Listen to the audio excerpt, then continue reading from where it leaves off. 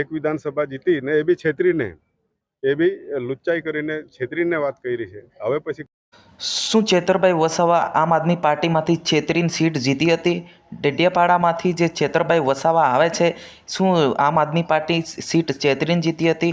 નમસ્કાર મિત્રો, વિડીયોમાં તમારું સ્વાગત છે. ગઈકાલે મનસુખભાઈ વસાવા શોભાયાત્રામાં કહ્યું હતું કે ચેતરભાઈ વસાવા તો એમ છેતરીને એક સીટ ભૂલીશું કે જીતી ગયેલા છે, પરંતુ આ લોકસભા ચૂંટણીમાં એમનું કંઈ આવવાનું નથી. ગમે એવી કોશિશ કરે પણ આપણે એમની આગળ એકદમ જીતવાના છે એવું કહી રહ્યા છે. મિત્રો, શું ખરેખર આ વાત સાચી છે? અને સાથે સાથે એવું પણ કહી રહ્યા છે કે ચેતરભાઈ ખરેખર માર માર્યો હતો બિલગારને, પછી એમને જેલમાં નાખવામાં એવા ગુનો કર્યો હતો.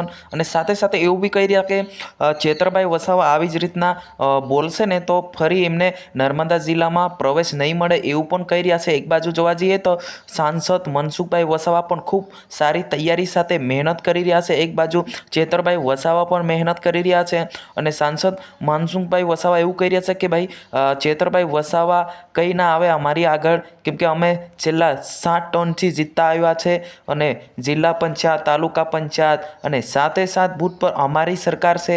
ફક્ત આ ડેડિયાપાડામાં જ આમ આદમી પાર્ટીમાં છે, એમાં કંઈ આવવાનું નથી એવું કહી રહ્યા છે. શું છે સમગ્ર મામલો? શું આ ખરેખર છે? મિત્રો એવું પણ કહી રહ્યા છે કે આ વખતે તો ઘણી બધી લીડથી અમે જીતીશું. મનસુખભાઈ વસાવા 5 લાખ લીડથી જીતશે. આ વિધાનસભાની જે સીટો છે એ બધી જ બીજેપીની છે અને પછી લોકસભાની જે સીટ છે એ મનસુખભાઈ અવશ્ય 5 લાખથી જીતશે એવું પણ કહી રહ્યા છે.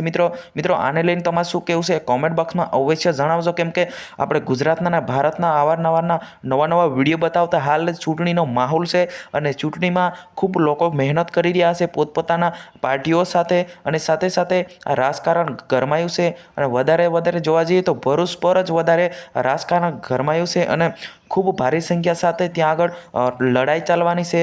વસાવા વસે વસાવા. જી હા મિત્રો, આ વિડીયોની અંદર બસ આટલું જ. જય હિન્દ.